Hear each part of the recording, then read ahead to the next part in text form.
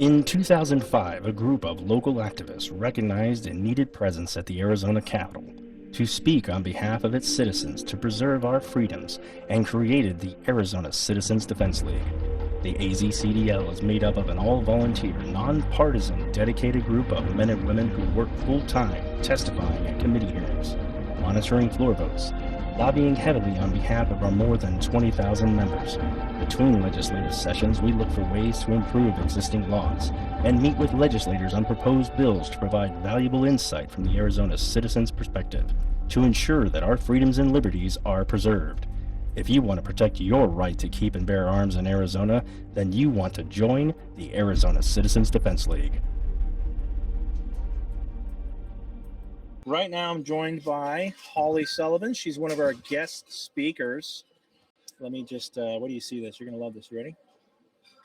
Padow. There we go. Holly Sullivan, check that out. All right, you're joining us all the way from Connecticut. I am. Connecticut.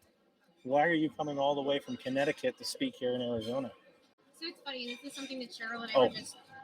There we go. Am I on? Can You hear are me now. Okay. So Cheryl and I were actually just talking about how grassroots the 2A movement really is and how important it is for groups to keep in touch with each other, to network with one another, and really just share ideas and show up for one another. And if one group helps another, reciprocate it. And there's so much to be learned. So. Oh, man. So I actually got a chance to speak with Holly a little bit at the GRPC conference down in Texas just last weekend. It was the first time we got to meet in person. Been following each other a little bit on social media. And you represent the Connecticut Citizens Defense League up there. Yeah. And obviously we all know Connecticut has had a lot of struggles and challenges protecting the Second Amendment lately. Yeah. Okay? Yep. And you are so close to the origination of all your problems, the Sandy Hook. You have children enrolled in school that is just nearby that same area. You've had a hard time. The folks that follow you and are part of your group have had a hard time. Tell us about that. Yeah, so it's been just about 10 years. So sorry to make these a little bit bigger because my feet can't even touch the ground. It's funny. So it's been a rough decade, and CCDL, thank goodness, the founding members had the foresight to start the group. I think we actually started very close in time frame to AzCDL, both groups being very similarly platformed in the same way that the Virginia Citizens Defense League is, and huge kudos to Philip Van Cleve and his group. That kind of paved the way for some of the other CDLs. So I think AzCDL came around late 2008. 2008, yeah. We were February of 2009. So we're just a few months behind you guys in formation. And thank goodness CCDL existed when they did, because when Sandy Hook happened, it was a whirlwind. We went from a relatively reasonable state when it came to firearms to impossible overnight. Yeah. So it took that one incident, and our neighbors just to the side in New York, the New York legislature adopted the SAFE Act, and just to kind of see how fast things change. It just spiraled. Connecticut really spiraled in it, and I can't say that I blame folks that live in Connecticut, striking close to home, wanting to do something. But it always seems like when people want to do something, they just jump on the first thing that comes to mind, and it makes it tougher for groups like ours to reach out there and grab our audience, the ones that know better, the ones that have been following this, and make sure that they're participating to prevent a lot of that stuff from happening. Because once you lose a grip on it, like you said, it's a whirlwind. It spirals out of control, and before you know it, you wake up and everything's gone. What are some of the other changes that happened that's maybe surprised you? Yeah, so we have what's called Public Act 13-3, which is the bill that came post Sandy Hook. There's a tremendous amount of restrictions in there, particularly on the firearms themselves. That was a three-pronged bill. It was supposed to have three major components that was effectively going to do something to ensure that this never happened again. The first part being gun control, the second part being funding for mental health, and the third part being school safety plans. In this past decade, the gun control part was enacted very quickly and was seen through.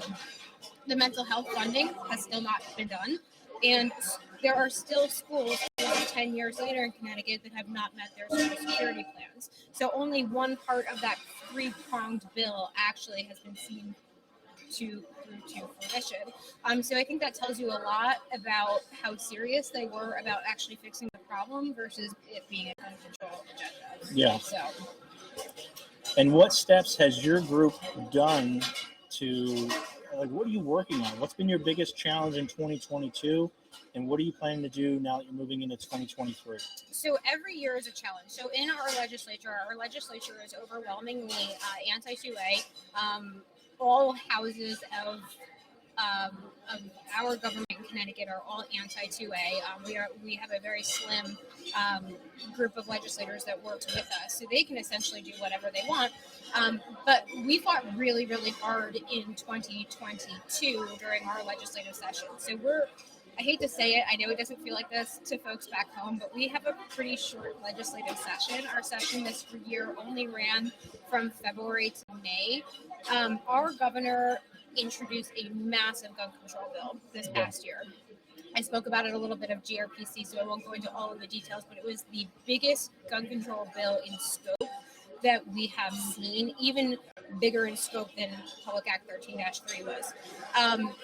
We actually defeated that bill in the legislature this year. Okay.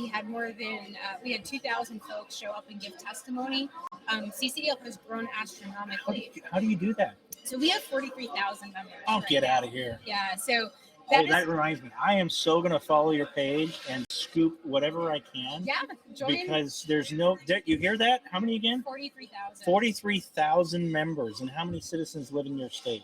You know the population? So I'd have to look into that and get back to you. It's the majority for sure. By overwhelmingly, the majority are in Connecticut. We'll get a couple signups here or there that are out of state. They saw some social media or something like that. But the overwhelming majority are in Connecticut. I'm looking it up right now. And one of the reasons that has been so successful is, one, we have an outreach coordinator, Walt Cupson, who is phenomenal. They get out, they're in gun stores on the weekends, they're signing people up. If there's something going on, they're out in the community. Peter Estrada is our urban engagement coordinator. He is out in our cities. He's making sure things are offered in English and in Spanish. He's also in the gun stores. But on top of that, we have always had free membership. To be a member of CCDL is free and will always be free. There is an option to be a paid member, and it starts. It starts at $25 a year. It's not a big commitment, and that way you can live Zoom into it, like if you want to be able to live stream our meetings. But I think it really helps if your mission is to truly reach people. Offer free membership, and you will get the people to sign up, and then eventually in time, the light goes off and they go, I'm going to now be a paid member, but still be a member. And then they're on your action alerts. When that well, anybody can sign up for our action alerts. Anybody can sign up, and they don't necessarily have to be a member. But members are super important because it allows us to do this stuff. And there's a lot more that we want to do with this. Yeah, and I think it goes a long way with your legislators. When you come in, it's one thing if you come in and, back in the early days, you represented, a few thousand people. But now when I go in and I represent 43,000 people, it's not lost on them that those are votes. Yeah, and you have 3.5 million. In our state. In your state. Yep. That's your population. And ours is 7 million. So we should be at 86,000. Well, you're also in a far more friendly state with a lot more folks who believe in what you do than in our state. So I want everyone to definitely sign up for our info and stuff. I'll post. You can just go on the AzCDL.org website. You can sign up for our newsletters and stuff and be an active member in that way. So that part's absolutely free. But yeah, and then to that point, advertise, to your legislators how many folks you're reaching, because that is really important. They need to know those numbers. Absolutely. That we have an outreach of X. Dave was always so good about that, getting up there and throwing around the fact that, hey, look, I'm not one person here. When I'm coming up here, I'm speaking for our 20,000 members, etc. Yeah, so good stuff, but it's always a tough year, but there's a light, hopefully, knock on wood, at the end of the tunnel for us. In partnership with the Second Amendment Foundation, about a week and a half ago, we filed a lawsuit challenging our quote-unquote assault weapon ban in Connecticut. The CCDL did file a lawsuit called Shoe versus Malloy when Public Act 13-3 passed. However, the scrutiny standard that was used at the time was obviously far stricter than it is now post-Bruin.